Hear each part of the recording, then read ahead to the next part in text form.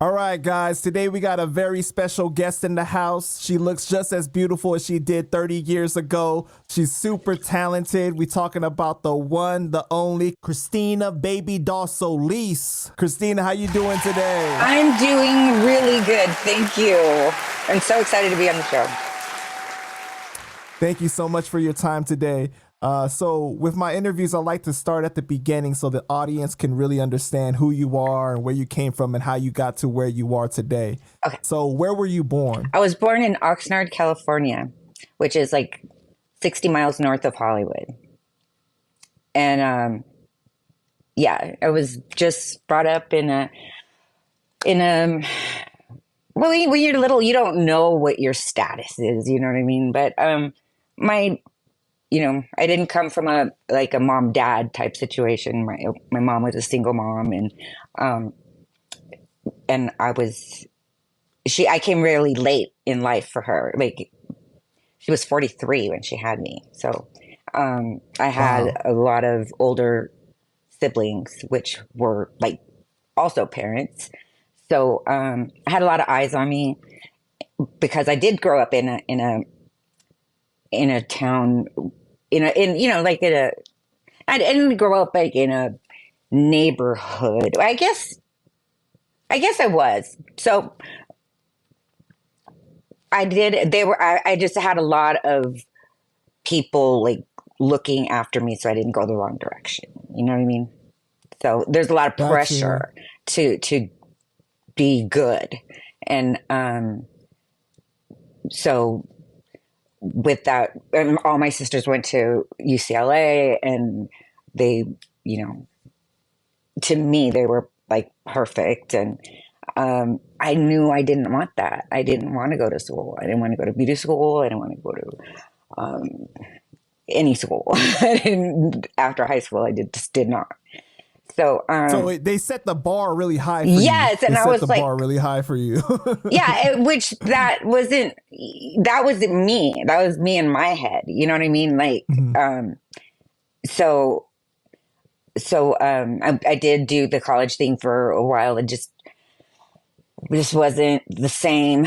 I loved school though. I loved high school, and I loved. I did everything. I was a cheerleader. I was, just. I had fun. I got good grades, and I was pretty smart, but I just didn't. I don't know. When you're like young, you just think of 4 more years as like, right. You know what I mean? Like, no way. When it's gonna go by anyways. So I never, I wasn't. Thinking logically. I was just being me, selfish, I guess. And you don't think yourself. So was that hard for you though, to grow up with your siblings being so much older than you? Yeah. Because it's like, you can't relate as much, right? You don't have like somebody like that you could play with in that way. I had my niece and nephew. Right. So they grew up more as like your siblings in a way. Yeah. Yeah. They were like my sibling because my mom pretty much took care of them. So, and they're 2 and 4 years younger than me. So, do you and your siblings have all the same father? No. Or was it different? Oh, okay. Different. Yeah. So that's why he wasn't a part of your life growing up? No, yes, my dad was, but he wasn't, in the household. Yes. Right. Gotcha. Okay. Yeah. He just died in June, and I'm sorry for your loss. It's okay. And I took care of him for the last year. He lived with me this past year, and it was nice getting to know him. Really. I mean, not in that situation, but it was good. Well, because when you get older, you have like different questions. You can have different kind of conversations with your parents, right? That you didn't know about when you were a child. Right. But we did do all that years and years ago. So my head was pretty clear on that stuff. I made peace with everything a long time ago, which is why I think that it is important to go back to the beginning, because, me not wanting to do some, like what is expected of me, when I didn't really have a plan myself, was not right. And I think that if you're a teenager and you don't know what it is you want to do, well, then just stick to a plan, and then it'll come, because I think as the younger we are, the more impatient we are. And, all in due time, it all comes, Right. it all happens. Would you say that the household that you grew up in was like very traditional? You're Mexican, right? Oh, God, yeah. Mm-hmm. Yeah. So was it very traditional Mexican household? Oh, yeah. I had to be home at midnight till I was like 23. And yeah. And unless I was working and doing stuff. And I think maybe, Panda, I think we just had an aha moment. I think that's why I became an actress, to be somebody else, to be able to do all the things I didn't get to do. See, you're skipping ahead. I had that question for you already, okay? Because I saw in this interview, you were talking about you grew up fantasizing about not wanting to be you. Like you wanted to be somebody else, and that's what got you into acting, right? So Yeah. Can you elaborate on why you said that? Like, what did you mean by that? Well, I think that, there's feelings that you repress, and like, what would it be like to rob a bank? You know what I mean? Like, or what would it, like, what do hookers feel like? Or, like, or, what is it like to grow up in a normal family and a loving family, or just all the things you fantasize as, that you don't have, that you feel you lack. I feel like acting was a way to get what I lacked. How young did you start feeling like that? Oh, since I was, gosh, I don't know. I just remember looking in the mirror, being in front of the mirror and just pretending to be somebody else. And, I don't know. A lot of little girls do that.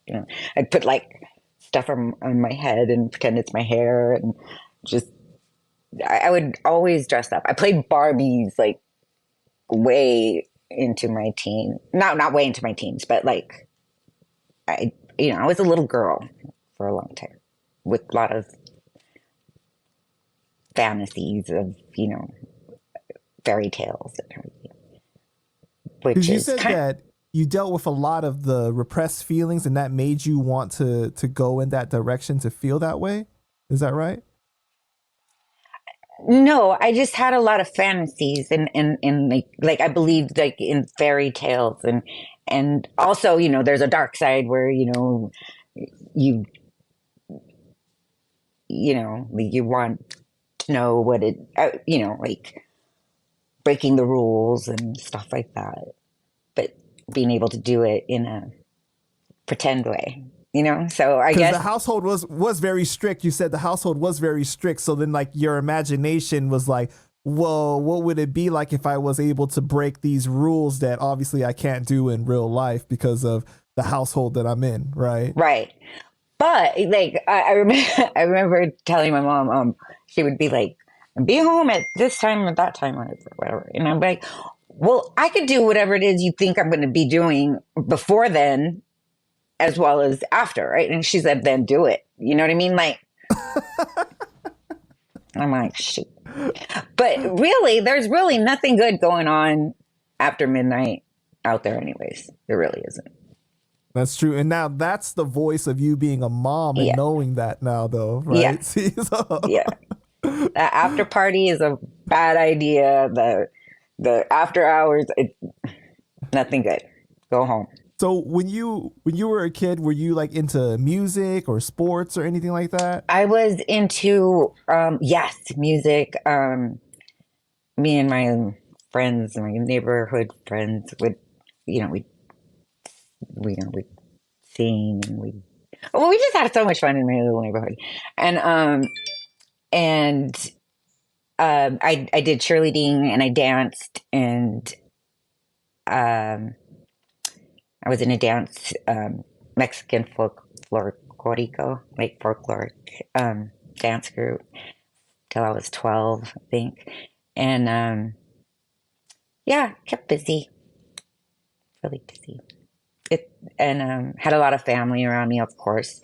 My dad's side was huge, and which is, and a lot of them like went into like the gang side, and which was what I was being protected from mostly, because there was a huge gang So influence. what was that like for you? What? What was that like for you? Were you like spending weekends with one side and then like, or you mainly with your mom, or how was the time split? 100% my mom. Yeah. Mm-hmm. My dad, yeah, he would come visit us. But he only lived down the street, so it wasn't. Okay. But you felt that he was like a part of your life enough though. Like you got to see him a good amount still. Yeah, I do. I feel like I do. I did. It was, I had trouble like when I was like really young, like, my grammar school years where everybody had a mom and dad. But like 5th grade or so, people's parents started divorcing, and I was like, phew, mine too. So it was just always like I felt, like there was always like secrets and stuff that I didn't want people to know, which they probably did, and it didn't really matter. And but yeah, I just always lived in a sort of fantasy world. I mean, well, you didn't want to be so different that you stood out in that way that you were viewed like kind of weird from your friends. But I was because because I just was because I didn't. My mom wouldn't buy me the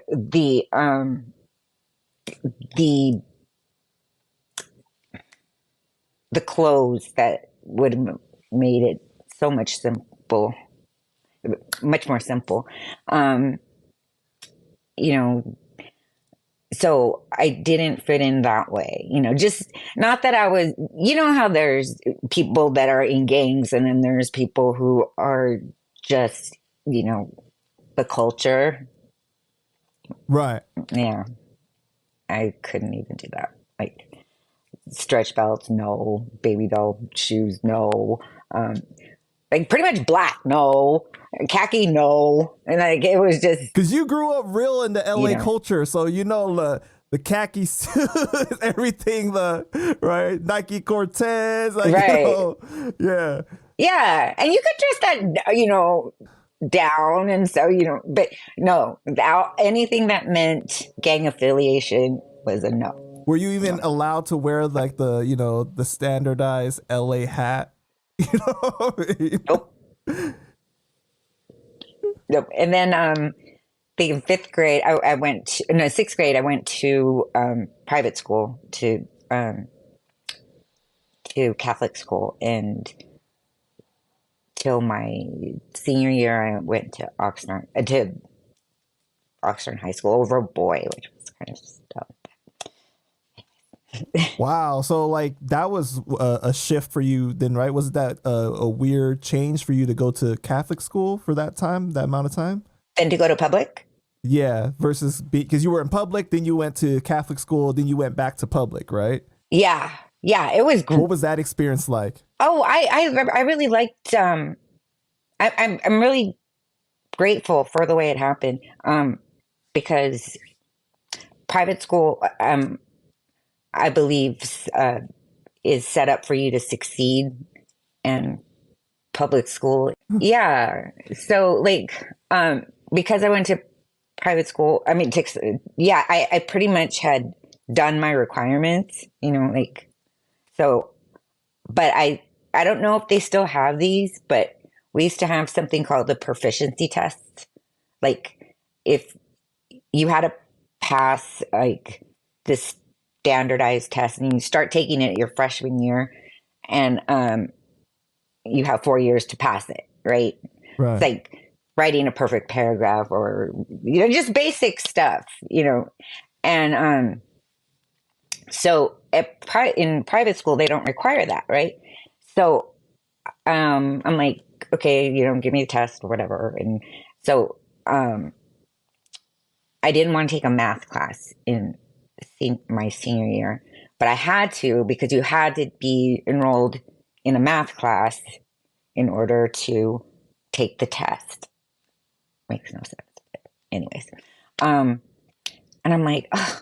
So it was like either like physics, I don't know, or math 12, right? And I was just like, well, math 12. And so I was like, okay. So I'm like, let's just, and then the tests weren't like whenever you wanted them. It was, like they're set up for a certain time. So I had to actually go to the class for a while, right? But they graded it on attendance.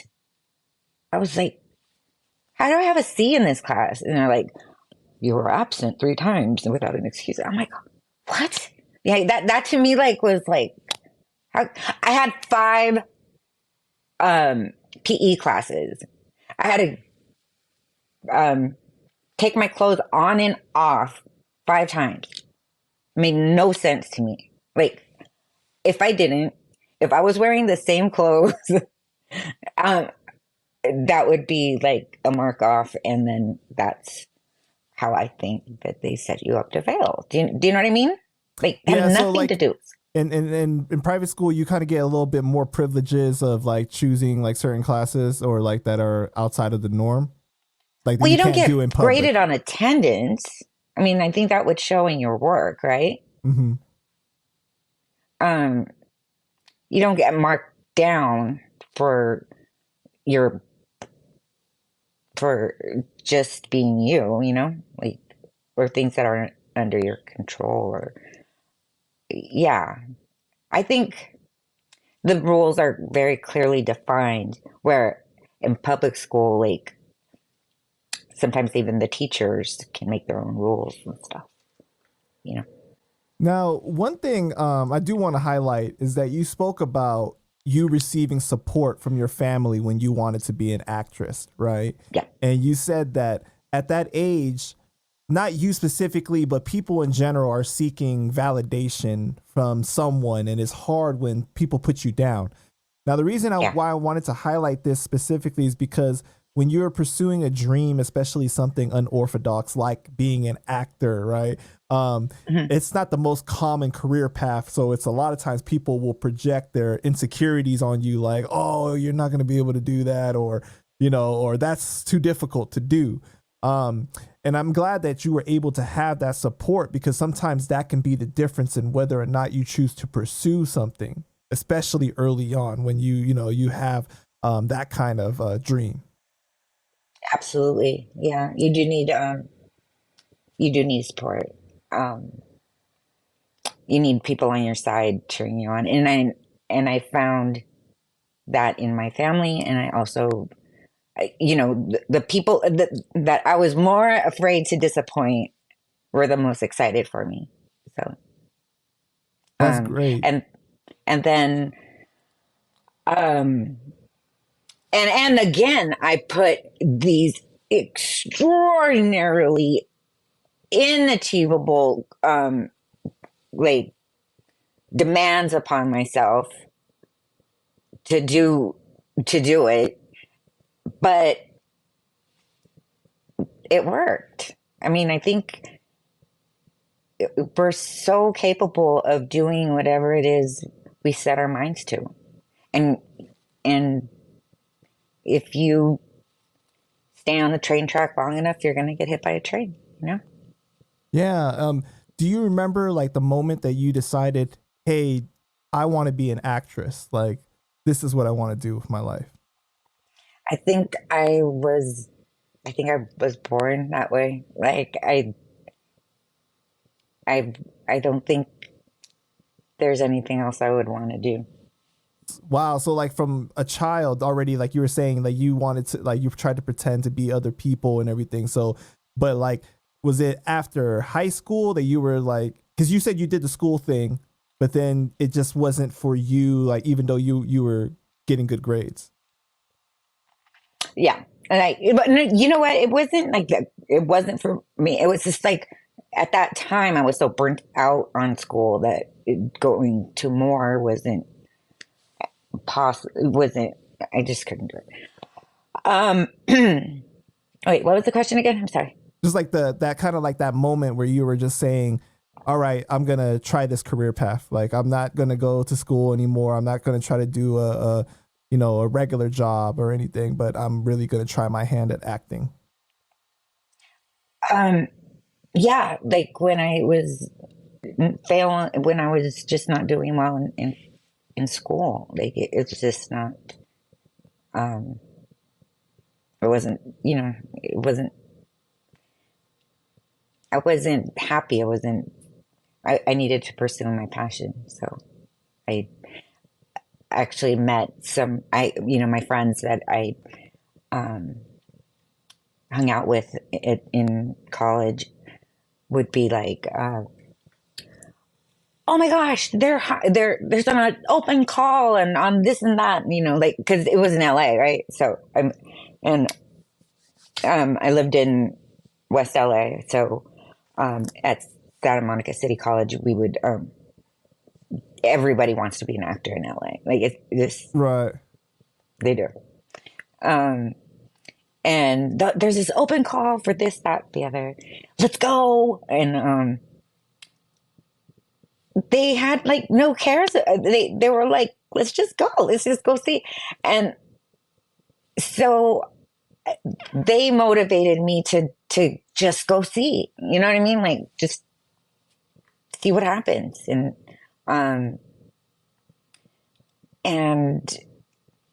people and casting directors liked my look, and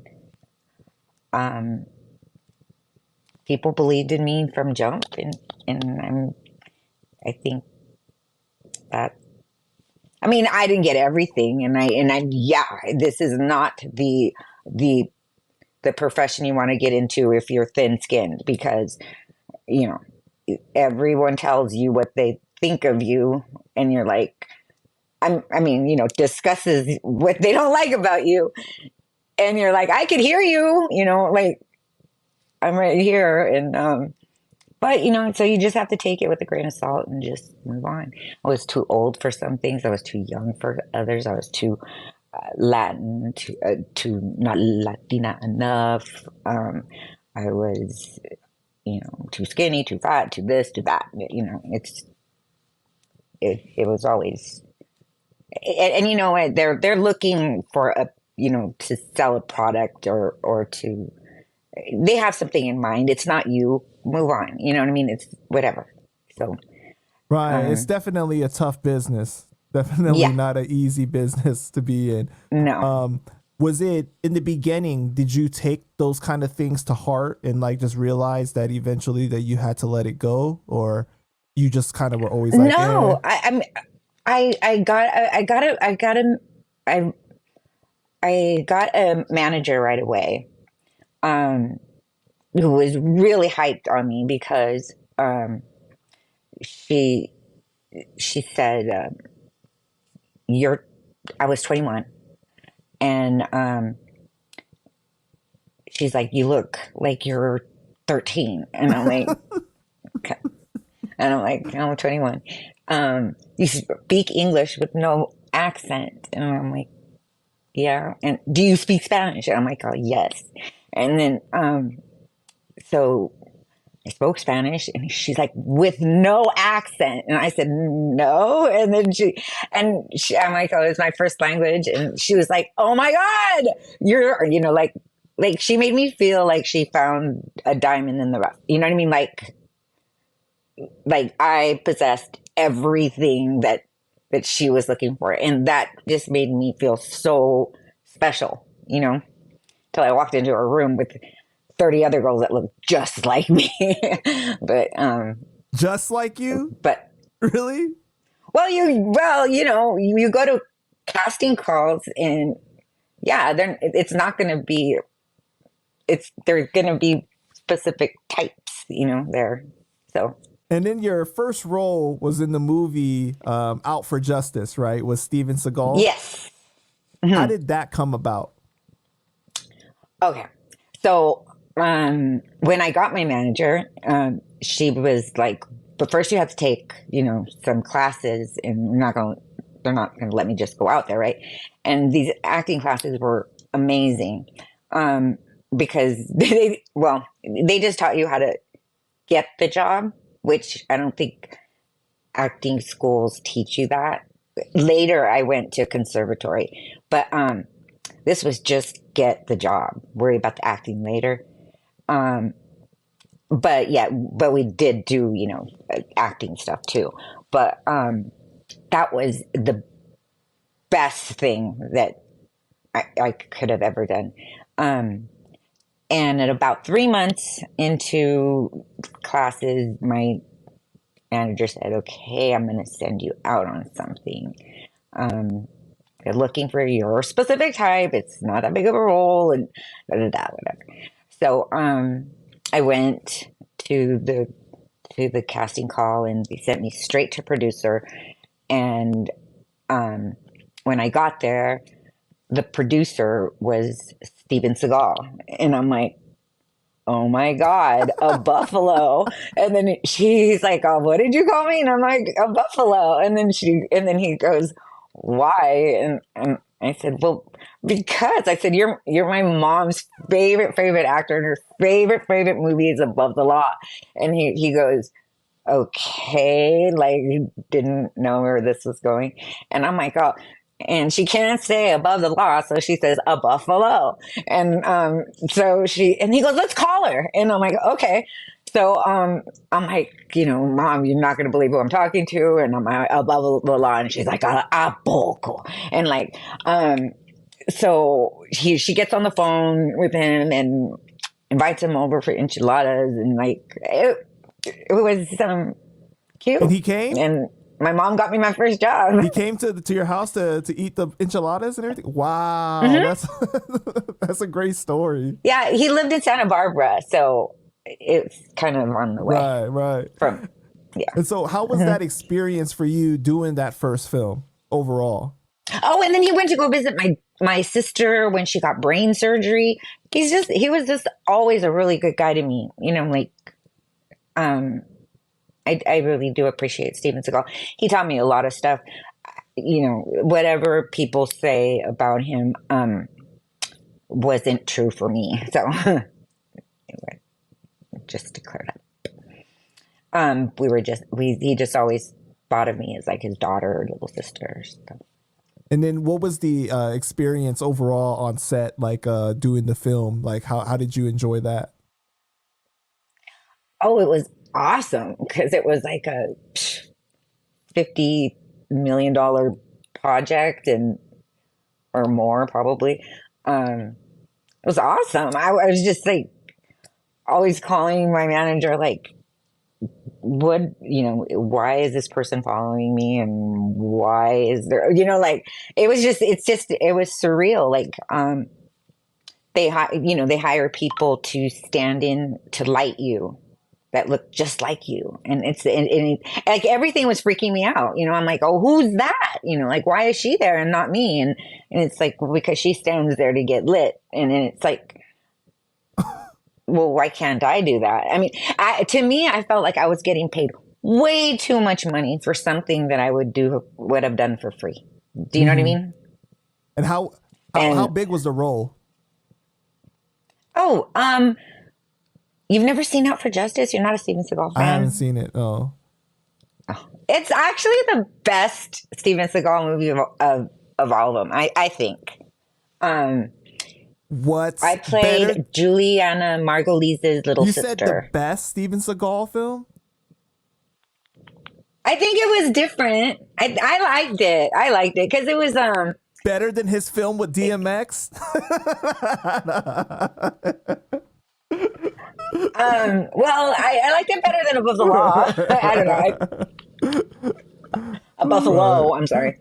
Yeah, it was just weird, like they had an on-set masseuse, like the cops. I mean, it was just, my trailer, my dressing room, I mean, like my PA, like, and it was just a really small part, right? And it was like, oh, I could do this. This is totally me. And but then it felt awkward, but I don't know. Have you ever been on a set? Oh, I have not been on a set before. Why did you say that it was awkward?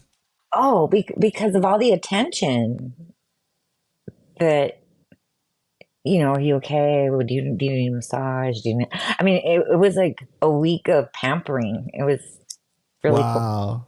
That sounds amazing. Yeah. So you Yeah. end up doing an episode of Hanging with Mr. Cooper next, right? Now, if you guys remember, Not next. No. I don't know. It said that was the following year on IMDb that Hanging with Mr. Cooper came next. Oh, okay. Oh, yeah. And then I would run over to another lot and play the high school nurse on Nick Farino, licensed teacher. So now, if you remember Hanging with Mr. Cooper, man, that was amazing, right? He was so cool. We got to go to Laker games and be on the floor with him, and it was, yeah, he was the nicest person too. He was really cool. What happened to him? I don't know. Mark Curry, right? Yeah, Mark Curry. Yep. Yeah, he was really nice. He was really cool. And How did you end up getting that one? sorry. I don't know. I went to the audition and I just got it, right? Yeah. just got, and when I say, I mean, unrealistic expectation, I gave myself unrealistic expectations was that I said, if I don't get a job within a year, I'll quit and I'll become the best nurse, teacher, psychologist, whatever. But I need to give it a year, and I know I could do it. I got a job within the first 3 months and never stopped working. That is unheard of, like, especially for a Latina, at that time. But it seems like you almost manifested it into existence. Then you Maybe made you're it right. happen. Like you really took control and you made it happen. Like because of that pressure, you put that drive, really put that drive into you to go for it. Yeah, maybe. If not me, who? If not now, when? So you said that you enjoyed the experience on set with Mr. Cooper, and then you were playing a nurse as well, right, on another lot. Mm-hmm. And that was for what show? Nick Farino, licensed teacher. Mm-hmm. It was a pilot. It did so. I don't think it got picked up. I don't know. I don't think so. So when that happens, when it doesn't get picked up, do you still get paid though for doing it? Yeah. Wow. That's great. Yeah. No. Yeah. Everything's. Yeah. Whether you get fired or not, you get paid. Have you ever been fired from a job? Yeah. Can you go into that? It was devastating. It was absolutely devastating because I think that that was the worst. I got okay. Well, let me back up in the sense that I reverse engineered my my career because okay, yes, I was born in a I wouldn't say you know my you know I had everything I needed, but it was still um you know we didn't have excess stuff, um and I came from a town that was like there was a lot of gangs and the whole thing, migrant town, um but I had very successful women to look up to, right? Who I felt did way more than a man did, Um, my I don't know. Do you know what Section 8 is? Yeah. Hmm. My sister at 23 implemented it in California. I mean, I think that's important. Um, oh, I can go on and on. But anyways, my sisters are all amazing people, women. Um, and so since I hadn't moved to, okay, I moved back to Oxnard, and because school wasn't working out for me, I went back to Oxnard, and then um, so I have time, and I'm also getting a couple auditions a day, which is unheard of as well. So between auditions, I would go to my agent's office and hang out. At that time, it was APA. And I would look through the dailies, which is these paper, these like call thing, like what they need, what Listings, basically, right? like listings, yeah. And I'm like, I go to the movies, I shop. Why can't she be Mexican? Why do they need her to be a redhead? Like, because they list certain specifications. I'm like, I'll submit me for that one. I could do that. I could do that. I could do that. I could do that. You know what I mean? Like, why does that have to be a nationality? I think everybody can lick an ice cream cone. Right? Do you know what I mean? Like, right, absolutely. Whatever. And whatever the case may be. So that's how I was getting so many auditions, because I'm like, just submit me. What are they going to do? Say no? Like, oh, wow. But I think it hit a little thing in like producers and, casting directors' head going, why don't we make her Latina? You know what I mean? Like, so that would be great for ratings. So I get the Friends call, right? And this has been going on and it's been working like a charm, like awesome. And I could do Monica, Rachel, and what was her name? Zoe? Whatever her name was, the other friend. Oh, this is for Friends, okay. The TV show Friends. Yeah, the TV show Friends. Gotcha. Okay. I could do all of them. Like I could do, and I would, so I went in there and I freaking killed the audition, killed it. And I was playing, I got hired to play Melanie, it was the episode where Joey he could not have sex. He could not ejaculate or whatever. He could not. And for some specific reason, I forget. And he likes this girl, Melanie, who is like this fruit. She sells fruit baskets, and I don't know, she's dingy, and like, she just wants Joey and she wants sex, right?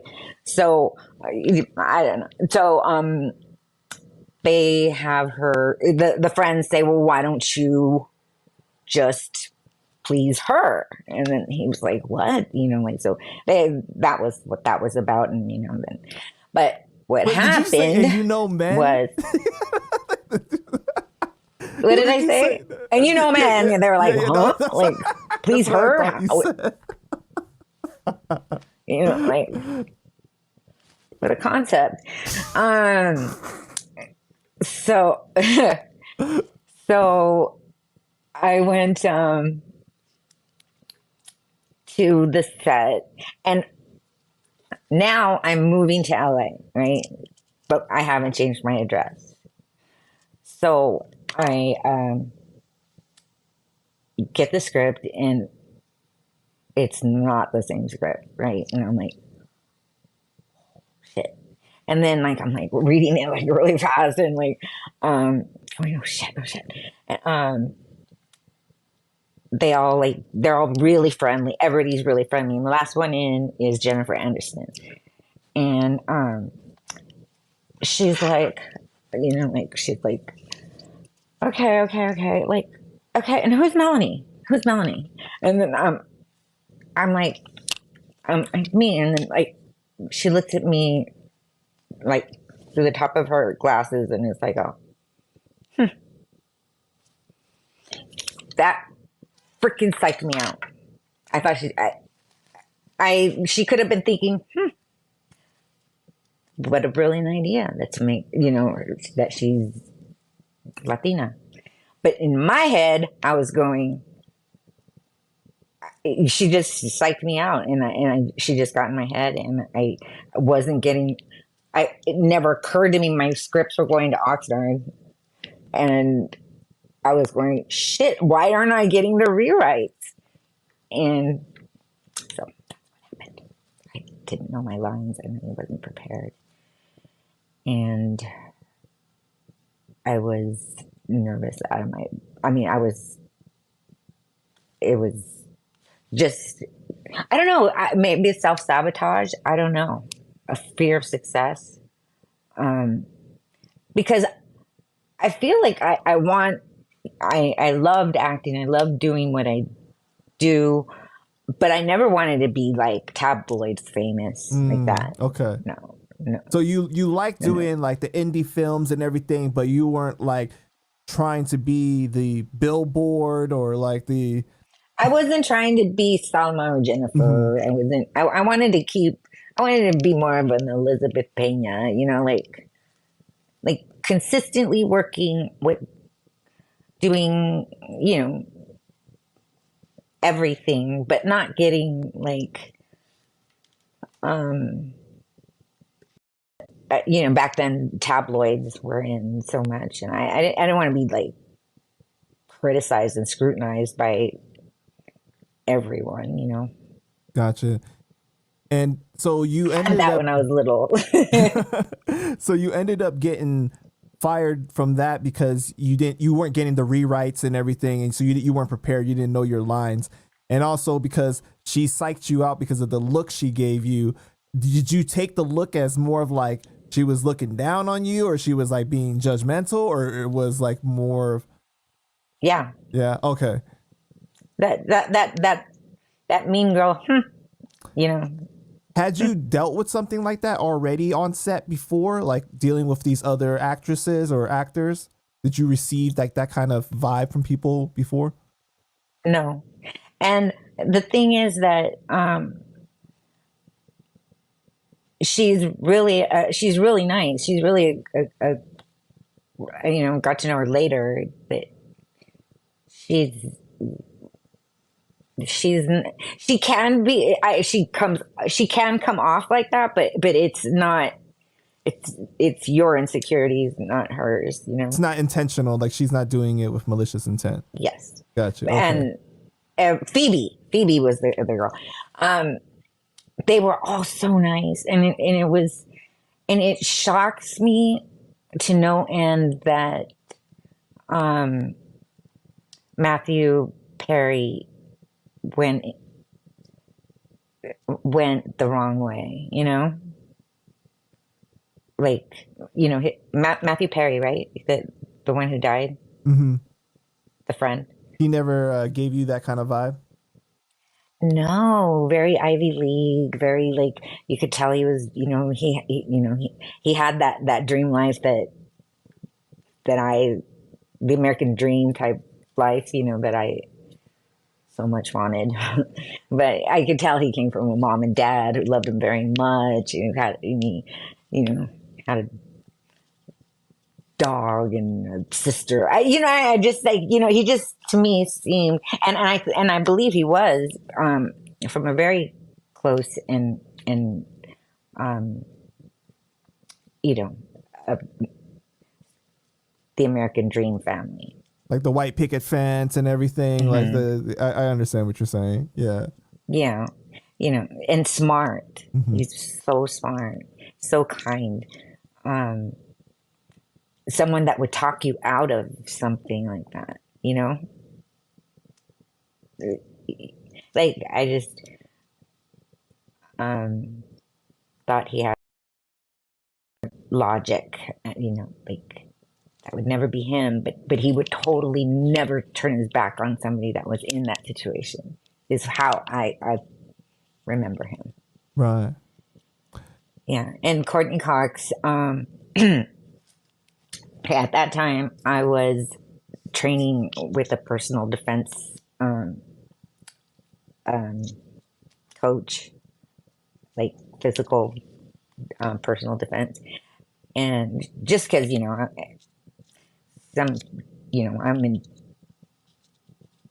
studios or places, seedy places at night, and you never know. So, but it got me into like such good shape. And Courtney Cox, like, what do you do? What do you do? I mean, she was always like, what do you do? Like, oh my God, you're, super sweet, super, super nice. So, I told her what I was doing, and she hired him, and that was her new body for Scream 2. So in 1993, Mi Vida Loca comes out, right? So I'm guessing you guys filmed that like in 92. Is that right? The movie came out in 94, I think, according to IBMD, no? But yeah, I think we started says 93. filming. It says 93? Yeah. Huh. Everywhere I look is 93. That's what I thought too, but we're celebrating our 30th this year, or next year, the 20 really 24. I don't know. Says yeah, July.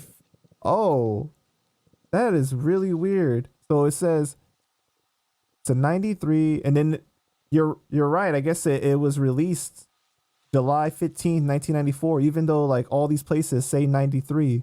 Like it's even on YouTube and it says 1993. And on IMDb it says 1993. That's weird. Okay. Well, yeah. So 94. Okay. So it comes out in 94. I think it premiered in 94. And I guess they take it from the time of release, not the time of filming. I get it. Because. So anyway, so in that classic movie, right, you play Babydoll. One on the couch with the attitude, and the I've seen you make so many memes about that character, right? And me, I don't make the memes. No, I saw you post it on Instagram. I saw you post it on Instagram though. I know, but that was somebody else's. Right. I doesn't. I give credit. No, I thought I did. No, I reposted that. And yeah, I love the memes. Right. I love the memes. So do people recognize you out in public, like when you're just like going to the store, like, just randomly, and they're like, oh my God, it's Babydoll. Yeah. Well, yeah. Yeah. What is, to this day, you still get that. So what is that like for you? Like when you get that? I love it. It's a great feeling. I love it when they come up to me. I hate it when I feel like I'm being watched or talked about from afar. Yeah. Or, like, yeah, because I don't assume they know who I am. I just, think I start getting, a little paranoid just like anybody else. But yeah. And I don't, and I think until lately, like as I've gotten older, I've always felt like people didn't like me at first. Does that make sense? Like Like, personally, they didn't like you at first, or in the yeah, role they decided before they met me they weren't going to like me, you know, based off of the um, role. based off of, yeah, Okay. based off of everything, I think, especially people around my own town, I think. Like, you know, like when you're younger, it's like, oh, she thinks she's all that and she ain't shit and da, da, da, you know. Um, but yeah, and those are usually your frenemies. Right. So how did the role come about? Mi Vida Loca role? Yeah, for me, Vida Loca, like how did your role come about? How did you like take us through that? Well, I think everyone um, tried out for Sad Girl or Mousy, but Mousy got cast first. So then um, everyone tried out for Sad Girl, and um, and then I think from there she placed characters where they should be. Do you know what I Yeah, mean? and you went for Sad Girl or Mousy first For Sad for Girl, Sad Girl. Okay, and then yeah, they ended up writing Babydoll into the script for you specifically, right? yes, yes. But Jennifer Lopez also auditioned for it.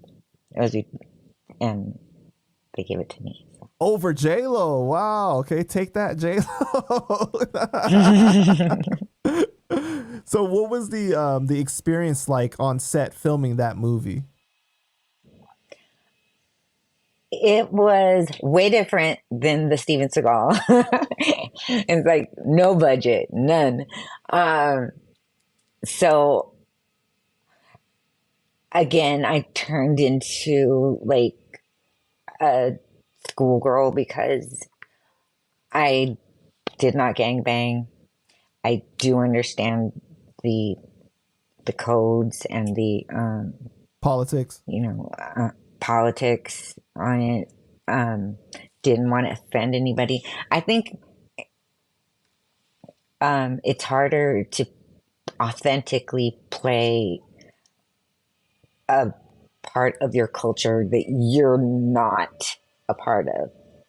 It's so much more pressure. Hmm. Do you know what I mean? So, how did you prepare for that role then? You know what? I was so freaked out that I decided that cholas were pink and real cholas. And there's always that one, you know what I mean? That one that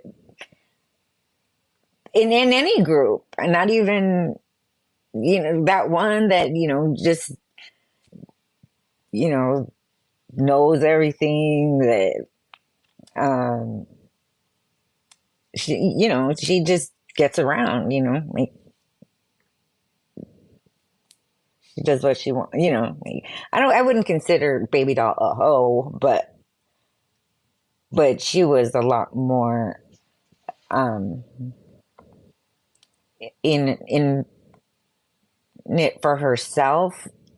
She was much more of a feminist, I think. Gotcha. Okay. And Yeah. did the vibe on set, did it feel more like, like a family atmosphere, or like was it like, was how did you feel about that on set? Um, yeah, it was a family. Um, Allison Anders really went out of her way to make us all feel comfortable with each other because of the culture. We were coming into someone else's life, Right. we were like a circus that was coming into town and invading these people's lives for however many months that was. Um, and I I was afraid that I was for sure not going to be liked because of the way I talked, of the way I was. I mean, I wouldn't say Anglified because I do know but I could do both, Mm-hmm. you know, and um, it just took me back to like fourth grade where everybody hated me because I was, you know, thought I was all that because I said big words, or you know, because my sister spoke to me like an adult, and sometimes it was, I would say a word that they didn't know what it meant, and then, oh my God, Christina's saying ambiguous, or you know what I mean, like not a bad word, or you just whatever, you know, like. So sometimes I felt out of touch with people my own age, and I felt like I was going to be out of touch again, and I didn't know how to. I didn't want to pretend to be something I wasn't. Right. And I know that's my job. That was my job to do that. But I hit it off so well with everyone from the neighborhood that I was just Babydoll. I was just Babydoll, and they would talk like me, like, "Oh my God, did it get any hotter?" And then they would start talking like that. You know what I mean? Like, is it hot? Like, Babydoll, isn't it hot? And then they were like, so they would all like speak like Valley Girl, and it was cool. And um, they would never say, "We don't say it like that," or Mm-hmm. nothing. You know what I mean? So, When it cool. first came out, did it have an impact like it does now? Because in the later years, there's been a resurgence, right, of like people really being obsessed with the movie and it having a cult following. So take us through that. Well, when the movie first came out, it went to all the film festivals, and um, it was just getting rave reviews. I mean, it was like no other movie ever. Um, Allison did a really good job of of humanizing a culture that has never been humanized before. You know, um, because the movie isn't about so much the gangs; it's about friendship and love and loyalty and moving on and forgiveness, and um, there's so many layers that it's not just your typical gang movie, you know. Right. So you know, and people change, and yet things stay the same. Um, it's just a it's just a brilliant movie. So yeah, we went to a lot of film festivals where Vida Loca was one movie that everybody wanted to see, and um, um, but at the box office, it did not. I don't think do very well. I mean, like we did over our, you know, budget. I mean, but it didn't do as well as we would hope it did. I wish they would re-release it Okay. because every time it's shown, it sells out in minutes. So And then in the later years, people started to have an obsession with it more, right? It had a cult following, and I think you were saying that like people that were fans of it growing up, they end up showing it to their kids, and then like it has created this popularity with it. yes, people are passing it down from generation to generation. It's like, you know, forget Barney, stick maybe the look. um, so yeah, when we go to meet and greets, and all these little girls, I think they're little girls, come up to me, and they want to tell you their story. They want to say how that's exactly how they grew up. And then um,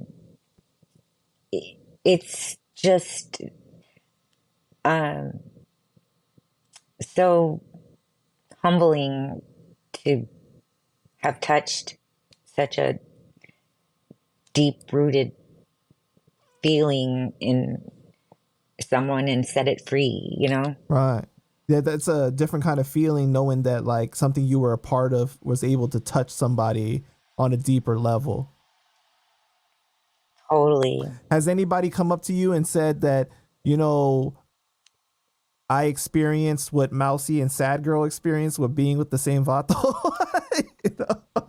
No, actually, nobody ever has. Was that No, crazy to you that that was the, you know, synopsis of the no, white people do it all the time. right? Okay, yeah, that's true. But when you think about it more from like how two best friends, right? Two best friends, that's almost like the ultimate betrayal.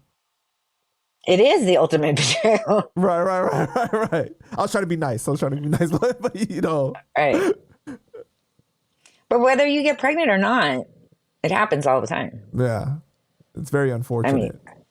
yeah, it is. I mean, it crosses every neighborhood. Yeah, that's a So, fact. um, yeah. So it it was shocking.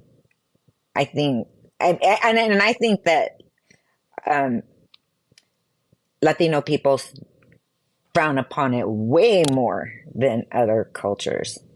Well, I think that in some cultures, right? But it still I think happens. in some cultures, the loyalty factor is so much more preached and at the forefront, right? And I know in the Latino culture, especially the gang culture, you have that aspect of the loyalty is really instilled into people, right? And then that's what the movie is you know about, is about the friendship, and obviously the gang culture is present there, but it's more about being loyal to those around you. Right. And it's a dying art. Like nobody's loyal anymore. Um, yeah, there's too many choices. There's too many shiny coins. You think that nobody's loyal You know, anymore? I mean, to a point, but um, I think I'm uber loyal. So um,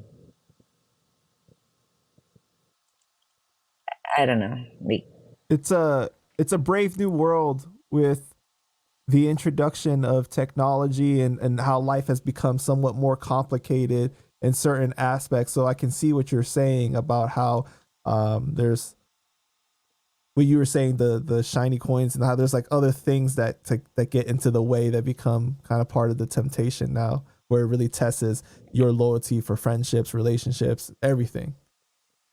yeah, like I find it hard, like um, to even keep track of my social media, and I feel really bad, you know, like, um, but the more platforms I have, the less I have to give, I think.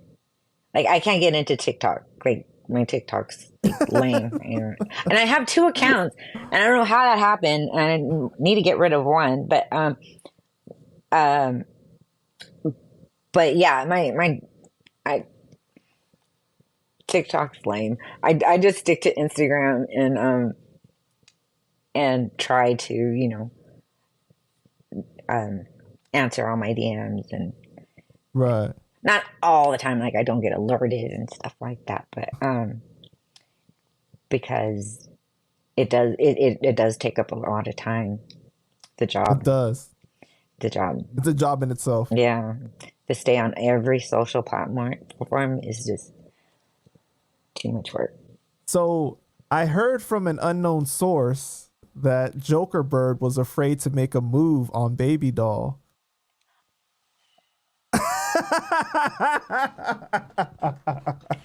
Because he had his little hottie, Melissa or something like that, that he wouldn't stop talking about. Can you fill us in on what this means? What you're referring to? Yeah. What do you mean? Well, the viewers they don't know Oh, what you're Joker talking Bird about was exactly. the Babydoll's boyfriend who she was going out on with the dude from River Valley who played uh, Sir Speedy, I think. And so yeah, Joker and I were a love interest in the movie. Hmm. And And yeah, he wouldn't even talk to me. He was like so aloof. I didn't even know. Like, what was this you're guy? talking about Panchito? Yeah. He wouldn't talk to you? No, he would be like so like he wouldn't even want to be around me. It was a trip. I'd be like, hmm, okay. I just interviewed him and he was telling me he's like, yeah, I get shy and stuff. So maybe that's what happened. I think so. You got shy. Yeah. He would like, yeah, he's really sweet. He was on Sesame Yeah, Street. yeah, yeah. That's That's so funny. so cute. I was also asked to ask you who was the finest homeboy there on set. That's what I was asked. They were all pretty fine, I think. I think they were all pretty fine. But, Sorry, Panchito. huh? Maybe that wasn't the answer that you were hoping for. Oh, I thought Panchito was mean, and I told him to his face. I thought he was mean to me. Like, so, And what did he say? oh, Mija, I'm sorry. I said I was shy, and I was having trouble with my Melissa. And, so yeah, he had a girlfriend, but I had a boyfriend too, so it was fine. It was good. So was that the first time that you met Panchito? Yes, Wow. Okay. yeah. I didn't. And Yeah, he's a good brother, man. He's a good brother. I met him through my friend Cuban Link, right? Yeah, he also gave me some other questions to ask you. He said what music was being played in the girls' dressing room Cypress Hill. and what was being played in the guys' dressing room. I don't know, but we just had two tapes, two cassette tapes. One was Cypress Hill, and the other one was Seal. I don't know what they were playing in the boys. Seal, Seal. which song? The one, the rose on the lip. Um, I don't Oh, know. The Batman song, the Rose one, No, no. Kiss from a Rose. Oh no, this was before then though. Yeah, that's This had to before. be, Well, yeah. whatever one that was. Okay. Um, if I ever, I have them in my head, but I can't sing. So, um, it's a good CD. That was our wind Mhm. down, and Cypress Hill was our wind up. Oh, you guys were getting lit to the Cypress Hill. What? You guys were getting lit to the Cypress Hill. Yeah. You guys were getting, yeah, like. Psycho Outlaw Disco Raider. You're right. I So do have a during lot of missed texts. so during this time, Latinos in Hollywood was a thing, but it wasn't as prevalent as it is now, right? Can you describe what it was like during that time? Well, it was it was boring to me. Like the same roles, the same this, the same that. But Danny Trejo told me something that changed how I saw things. was like, I was like, I don't want to play this. I don't want to play that. And then he's like, Mija, isn't it true that we do this, that, the other, da, da, da. Like, yeah. And then he's like, do you want Cindy Williams over there to be playing you, or do you want to get paid? And it's like, oh, meaning some white girl or something. I'm like, oh, I never thought of it like that. And then so he gave me some analogy about Gone with the Wind, about how the black nanny got the best supporting actress, and they asked her a question, and her answer was really dead on. He knew all that. He knew the whole story. I can't remember it now. But it's something. He goes, it's something to be proud of. It's something. It's who we are. It's remember, this country couldn't run without us, and embrace it and do the best you can to do the best you can, and be sure that if it is about an illegal, crossing the border or this, that, drug dealer, you're a star in it. You're not just the junkie passing by. And so that made the biggest difference. Starring. Yeah, it's hard because if you're like playing the same role, sometimes people get casted just into that same thing like all the time. Like that's what you and that could be the go-to for you all the time though. Like even as time goes on. So it's people can't see you in another light. They can't see your range because you're not given that opportunity to do that. So I totally see both sides of what you're saying of like, you don't want to keep playing the same thing, but then he's saying like, hey, like, wouldn't you rather be the one getting paid rather than them giving those roles? They can rewrite it to be some white person or to, like, so I totally understand where he's coming from with that. Yeah. So continue to go to my agent's office and continue to make him submit me for all kinds of stuff. And I did tons of indie movies that I wouldn't have gotten had I not done that, So I played. Don't you feel like you helped, you and the actors and actresses during that time helped lay the brickwork for it to get to where it is today in Hollywood, where you can have a show, you can have a movie with a primary, Latino cast, and there'd be money behind it though. Like there's a good budget behind it, so it's accepted by mainstream Hollywood. It's accepted by the masses. Yeah, I feel like I feel like I had something to do with like breaking down walls and barriers and stereotypes and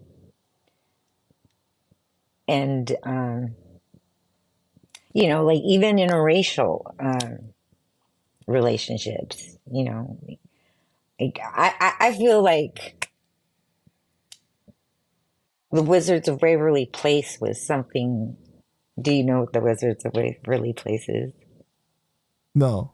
Oh, it's Selena Gomez's first sitcom, and her mom's and they're wizards, and the mom's Mexican and the dad's white, and they deal with the whole Spanish English thing the same very well, in the sense that they don't speak Spanish, and I don't know. I feel like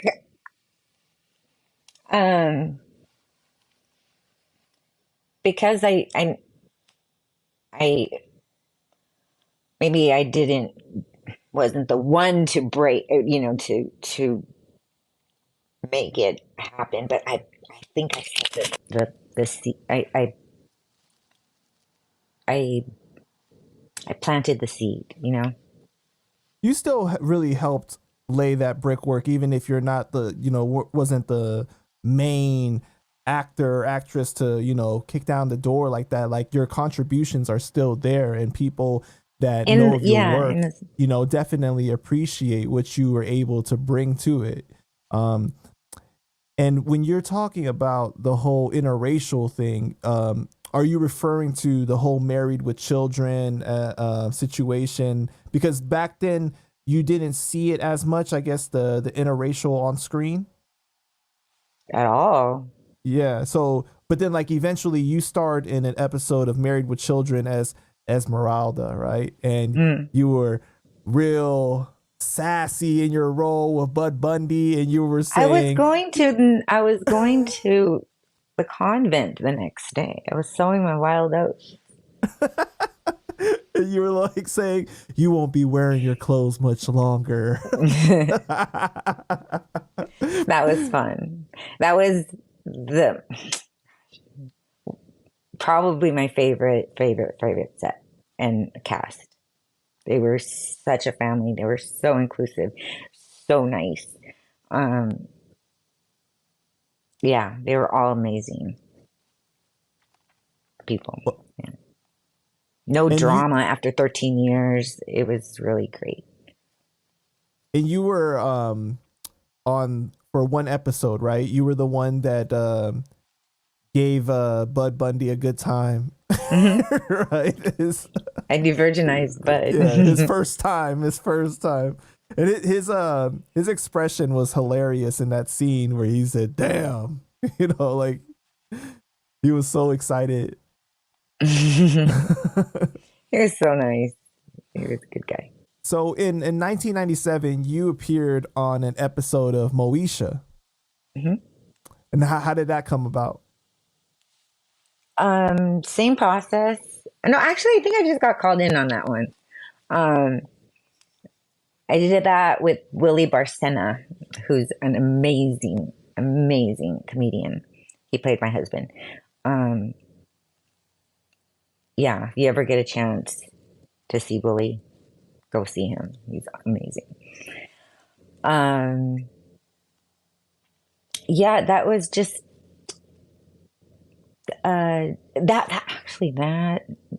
that set was a little hostile at Yeah, times. yeah, I can feel something there. Come on, you got to tell us. Maybe you could tell us. Well, Just a little. Brandy wanted to be everything and be a part of, you know, the the cast, but she didn't do it very well. So she was trying to take control of everything. Well, yeah, I mean, um, me and Countess Vaughn, who played the shorter, chubby one, Mm-hmm. were friends years prior because we took a class together or something. And the other girl, I forget her name, um, Shar something. Um, she was really cool. She had like a bunch of kids. She looked so good, like so skinny and so young. I'm like, how do you do it?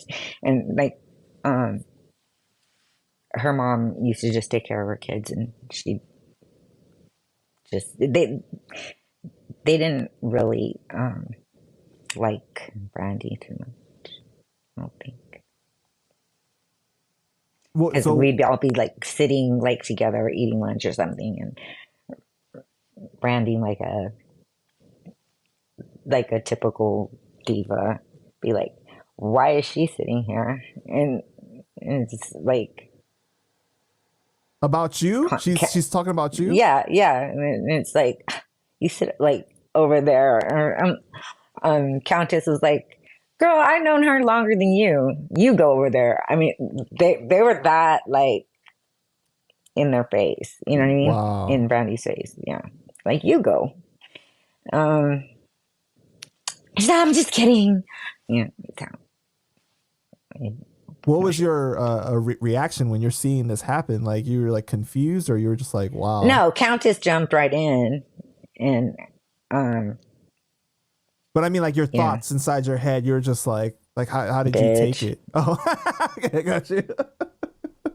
So, yeah, so yeah, I could tell she didn't know, like she wanted to be involved in all the production and all the this that and look good at all times, you know. What do you think causes a person in Hollywood fame to become like that? Is it the yes people around them that feed their ego, or like they're used to getting whatever they want? Like what is it that takes somebody to be like that? Insecurity, Insecurity. Okay. I would say, yeah, because yeah, definitely insecurity because you want to you have to look good and feel good and count on everybody doing their job to make that happen. And if you're worried about that, then it shows as anger and being spoiled. Mm-hmm. I think, I don't know. Just So in 1998, you appeared on an episode of Seventh Heaven, mhm. right? Which was a big show back I played then. a doctor. What was that? I played a What? doctor. Oh yeah, yeah. And what was that experience like for you to be on that set? Uh, I felt it was awesome because she's a doctor, and and nobody ever um, brought up or made it an issue that she was Latina, and that was to me so. I feel like I had something to do with that, like it was it was for one moment I felt that we were equal.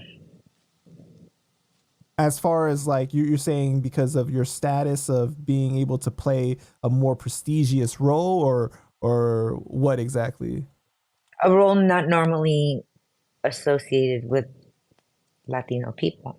Got you. Yeah. Okay. So then, in a way, you also, because like you said, as a child, like you always wondered what would it be like to play this role, or be this. So it's like you had your inner child fulfilled to a certain extent, right? Because you got to play a role like that. Yeah, and it didn't help that I watched Spanish telenovelas with my mom, and then with my babysitter, it was the American ones. And I always wondered, why did they look whiter in the Mexican ones than they do in the American ones? Mm-hmm. So, not that I was consciously thinking that, but it was registering in my head, and that's where my dreams would get a little foggy, but um, I had to give it a try anyways. So how was the cast though on that set? Were they really friendly? On Seventh Heaven, Yeah. oh, totally friendly, totally friendly. The one that was like just like felt. I'm like, it's okay, leave me alone. It's okay. That was just so inclusive. Was the guy, not the dad, the my I forgot his name. The one that played the son? Yeah, the one that I was in the bar with. Yeah, Okay. super nice, super nice, super tall. Yeah. So no did it kind of like shock you when the claims came out later about the dad? Yeah, But you didn't get any weird vibe when you worked with him or anything? no, not at That all. that's really crazy, but Hollywood, a lot of times you just never know. You never know what your plumber's doing. So, Yeah, that's true too. Yeah. and that's just it, is that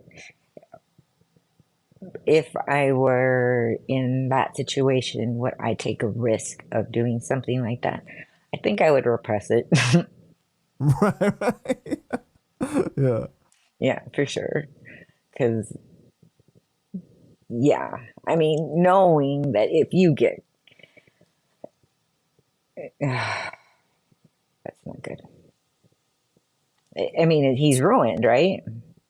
Well, I mean, he didn't go to prison for it. He didn't get charged for anything, and he admitted to three different situations. But I don't know. I mean, You got to play with him. yeah. But his career is shot, you know? Let's see. Has he started anything since then? I guess. Yeah, I guess you're right. I haven't really seen anything since then. So yeah, Yeah, once you're, yeah, Hollywood is such a small town. Um, you get blackballed, you're done. It's over. You get a bad reputation, travels fast. and you've seen it happen to people you know, like people just not that specific thing, but more like just having a bad reputation, like you're difficult to work with, or like certain narratives that get put around you. Yeah, and then there's the ones that are difficult to work with that still work. Hmm. And it's usually women because I think that men don't have to go through the extreme of what women have to go through to get what they want. You know, Yeah, that's still not equal. Or, a man doesn't have to pitch a fit or, you know, get overreact and stuff. so as the years went on, you stopped being an actress. I think in 2001 was your last role, right? Or around that time. Hmm. And what happened and what did you end up doing after that? Well, um, I met someone and he was really fun, charismatic um, attorney. He had a lot of money. It was young at heart. I fell deeply in love. We had a baby, and I fell in love with my baby, and I couldn't see myself not being with him. It was just like, maybe had I not gone back so soon, because I went back like a month later, and had I waited like maybe 6 months, I'd be like, get me out of here. Um, but yeah, then I just kept having babies, and he kept getting more successful, and um, then he got brain cancer and had to deal with that for 9 years, and um, then he died, and I hadn't thought about acting or anything. I forgot who I was. I forgot.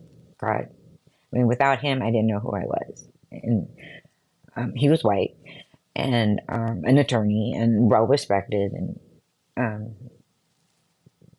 after he was gone, I felt so alone. Like who's going to protect me? Who's going to? Because all of a sudden, I was a Latina woman. I mean, I mean, I never felt um, so just so invisible, so non-essential. So I mean, I would go to I needed tires, and I went to a tire shop and said, I need 4 new tires. I'm like, what do you mean? I need 4 new tires. Like, well, you, do you want wheels? Do you want this? Do you want that? I don't know. Just whatever they have on them, put new ones on there. Yeah, but do you have, and just like asking me all these questions, right? And I'm like, I don't know. And then, so I had to go get my cousin, who's man. I'm like, can you come with me to get tires? Because they don't seem to know what I mean. And then he's like, all right. So he comes with me. He's like, yeah, she says she needs tires. And he goes, oh, why didn't she just say so? And I'm like, that's when I knew that women were, I mean, I just had to learn. And YouTube University was my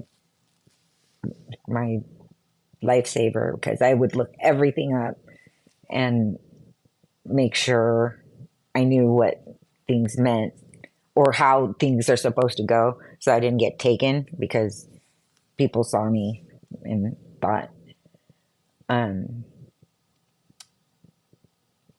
no, she's like, I just felt like prey, and what can people get from me? So I always knew that if somebody said, well, let me ask you this, they don't know.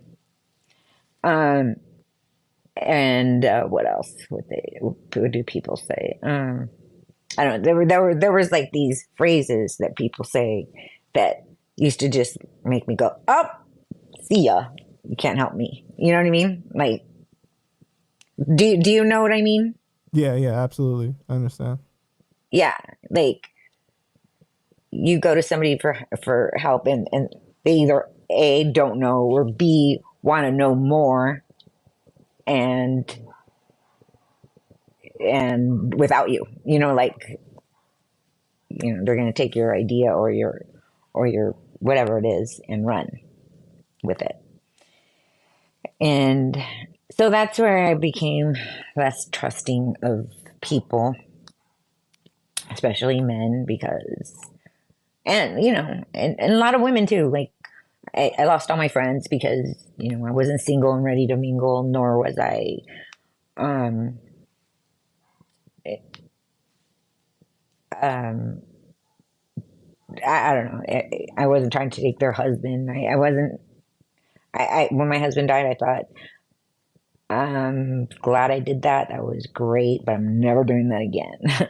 That was like, being married is hard.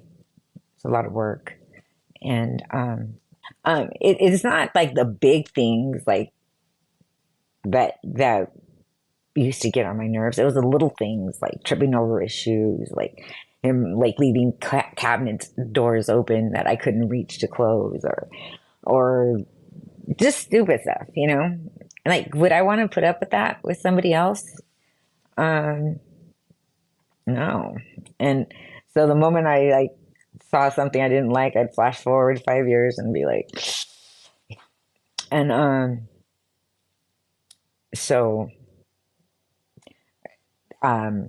what I needed though was a husband, and I needed him yesterday because it was so hard to be a widow with 4 kids at a young age. What year I want to say sorry for your loss. And definitely the worst thing with cancer is seeing the long process, the deterioration over time, and the fear of the resurgence and just all those things, like it's not a fast killer. It's over time it will, like it's terrible to watch someone go through that. But what year did this happen? He died in 2010. 2010. Okay. And so then your identity Well, after being an actress was you became a mom, you became a wife, and you chose the household as this I is got the my picket fence. I got the millionaire with no kids, no baggage, no. I mean, it was it was the fantasy. I got it. right. I got every little girl's dream. I did me. And I always thought, God, what did I do to deserve this? You know, like, how did I? And then once it was gone, I was like, hey, wait. Um, but yeah, it's possible. It's I think I'm living proof that everything's possible. And you could live through anything, you know? So then after he passed, obviously you were trying to find yourself again because what you identified as was, hey, like I'm a wife, I'm a mom, and this is my life. But then now you're taking on a new thing. Like you said, you're a widow and to 4 children. So Yeah. you have to, and you know, being a parent, you obviously know like their needs has to become before yours. You have to be strong for them. You have to, you know, set the tone and all those things, you know. So it was a very difficult time. So obviously for what is it, the last 13 years, you've been trying to not even think about acting, right? Like basically No, no, so no. people No. I have. Um, but but for the first 2 years, okay. Well, I was born Catholic and I was raised Catholic and the whole thing. But he wasn't. He was, you know, they didn't go to church. They didn't do anything. His family said they were good people. So, so anyway, he wasn't baptized. He didn't have any of that, and he would come to, you know, our church, and you know, we were raising our kids Catholic and the whole thing. And when we got married through we had his two best friends were judges, so they married us.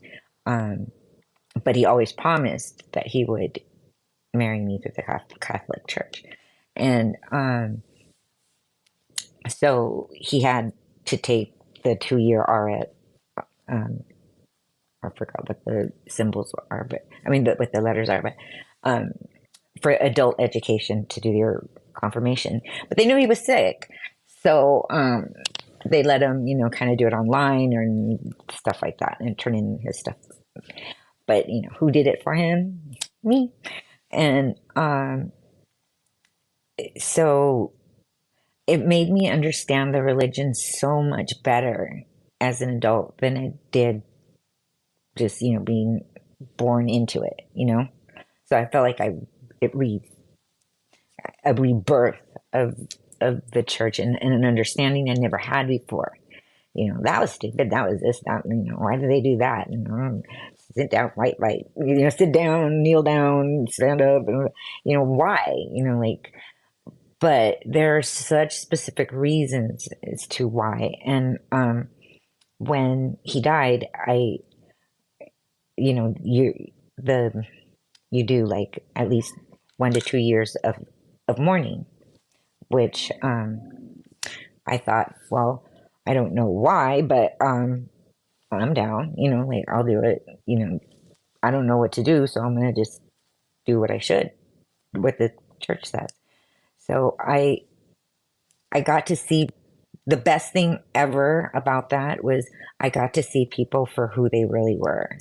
Like, there's no way all these men were in love with me in high school, and my kids aren't that cute, and I'm not that pretty, and they saw a pot of gold, or they wanted what my husband had, or they just, you know, want to take advantage of a widow with 4 kids. I don't know, but I knew nothing was going to happen, and it made me see them for who they really were, and it was fun because I would be like, "Yeah, you want to come clean this or fix that? Go ahead."